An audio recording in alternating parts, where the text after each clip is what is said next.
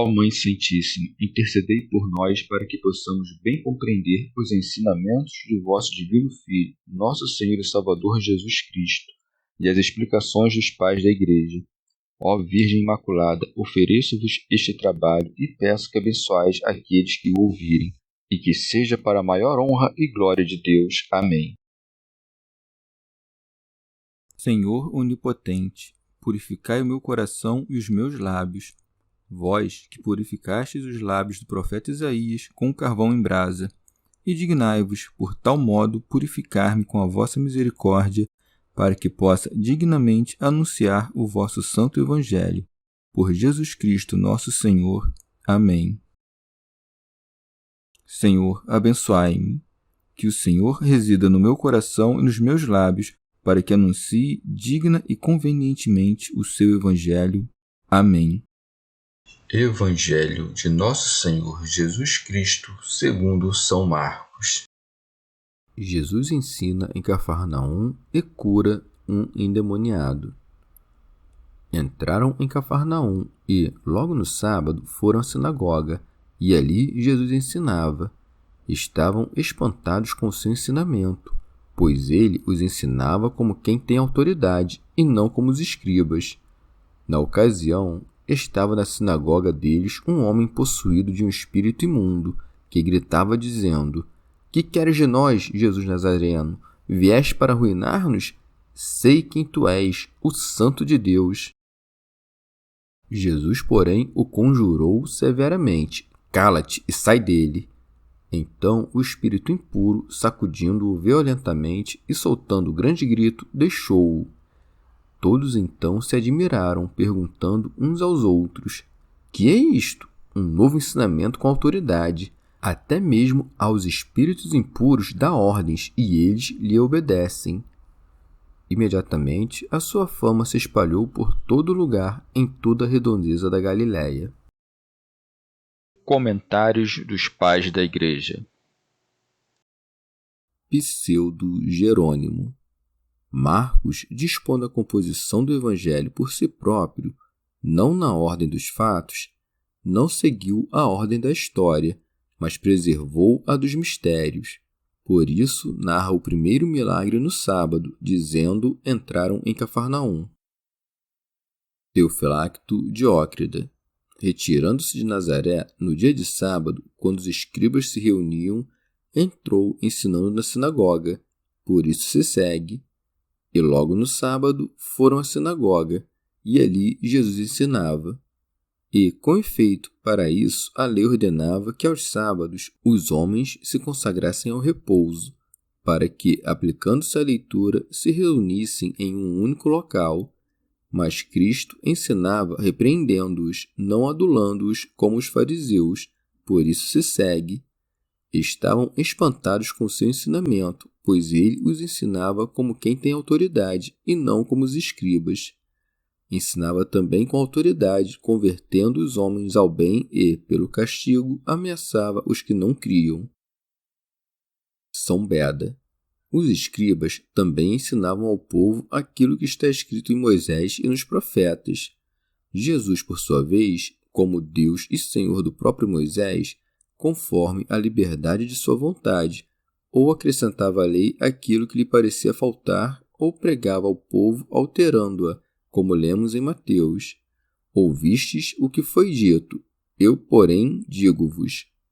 Uma vez que, pela inveja do diabo, a morte entrou no orbe terrestre, a medicina da salvação teve de agir, em primeiro lugar, contra o próprio autor da morte, e por isso disse: Na ocasião, estava na sinagoga deles um homem possuído de um espírito imundo.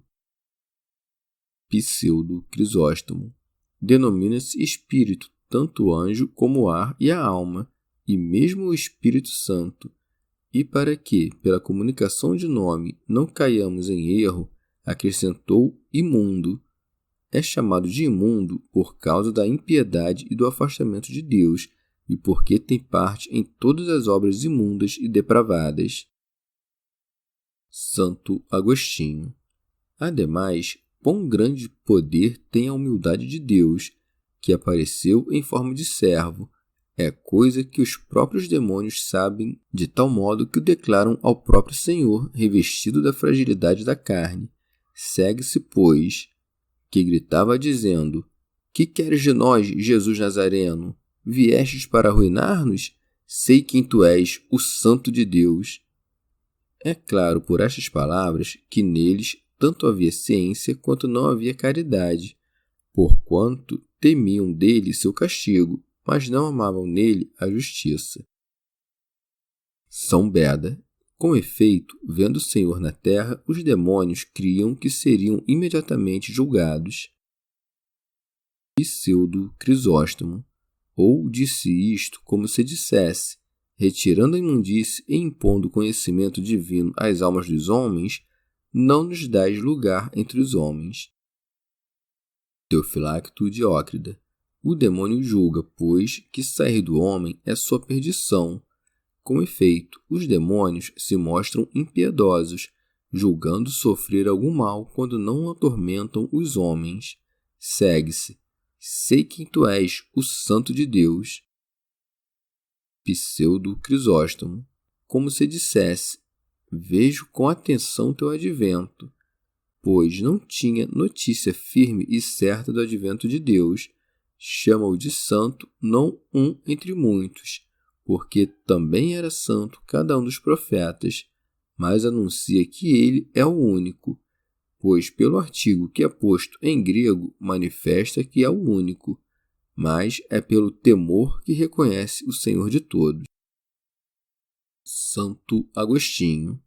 Fez-se conhecido a eles tanto quanto quis, e quis tanto quanto foi oportuno, mas fez-se conhecer não como aos santos anjos, que gozam inteiramente de sua eternidade participada, conforme é o Verbo de Deus, mas dar-se-ia conhecer para aterrorizar aqueles de cujo poder tirânico iria libertar os predestinados. Deu-se, portanto, a conhecer aos demônios, não por ser a vida eterna, mas por certos efeitos temporais de seu poder, que podem ser antes notados pelos sentidos angélicos, mesmo dos espíritos malignos, que pela fraqueza dos homens. Pseudo Crisóstomo. A verdade, no entanto, não queria os testemunhos dos espíritos imundos, por isso segue. Jesus, porém, o conjurou severamente: cala-te e sai dele. Com isto, nos é apresentado um dogma salvador: que não creiamos nos demônios, por mais que anunciem a verdade.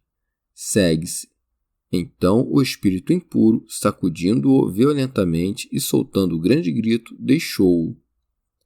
Uma vez, pois, que aquele homem falava como sábio e proferia as palavras separadamente, para que não se julgasse que compunha as palavras não pelo demônio, mas pelo coração, Jesus permitiu que ele fosse dilacerado pelo demônio, para manifestar que era este quem falava.